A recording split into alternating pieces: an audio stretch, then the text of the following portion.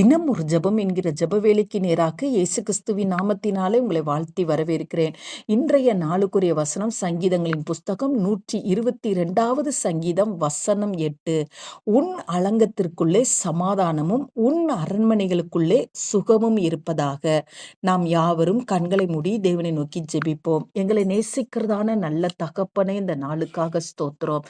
ஆமாண்டவரே, கத்தர் கொடுத்த புதிய நாளுக்காக நாங்கள் நன்றி செலுத்துகிறோம். புதிய கிருபையோடு கத்த இந்த நாளில் எங்களை எழுப்பி விட்டுருக்கிறீங்கப்பா, அதற்காக ஸ்தோத்திரம் ஆண்டவரே.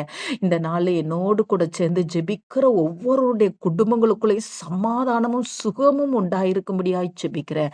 இந்த கடைசி நாட்களில் பொல்லாத சத்துரு இன்றைக்கு அநேக குடும்பங்களுக்குள்ள சமாதானத்தை எடுத்துக்கொண்டு இருக்கிறானப்பா. ஆண்டவரே, ஒவ்வொரு குடும்பங்களும் ஆண்டவரே தேவ சமாதானத்தினால், நீங்க கொடுக்கிற சமாதானத்தினால் நிரப்பப்பட கத்தர் உதவி செய்யுங்கப்பா.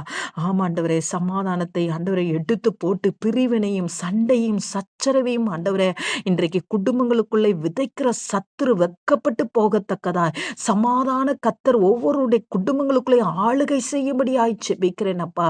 ஆண்டவரே உமக்கு ஸ்தோத்திரம். சண்டை சச்சரவுகளை கத்தர் நீக்கி போடுங்க ஆண்டவரே. ஒவ்வொருடைய இருதயத்துக்குள்ளேயும் சிந்தனைக்குள்ளேயும் ஆண்டவரே, குடும்பத்துக்குள்ளேயும் பெற்றோர் பிள்ளைகளுக்குள்ளேயும் கணவன் மனைவிக்குள்ளேயும் சமாதானத்தை தாங்க ஆண்டவரே.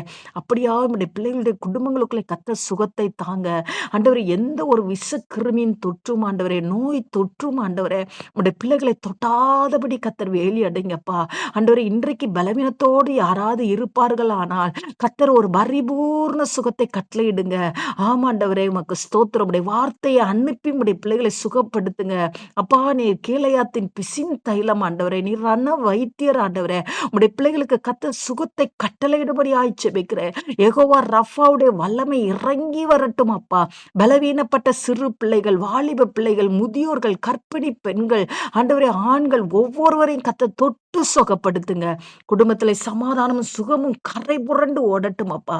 உம்முடைய பிள்ளைகள் உம்மை பற்றி கொள்ளட்டும், உமக்கு முதலிடம் கொடுக்கட்டும், உம்மை நேசிக்கட்டும் ஆண்டவரே. உம்முடைய வார்த்தையை நேசிக்கட்டும், கத்தரை அண்டிக் கொள்ளட்டும். இயேசுவின் மூலம் ஜெபிக்கிறேன் நல்ல பிதாவே.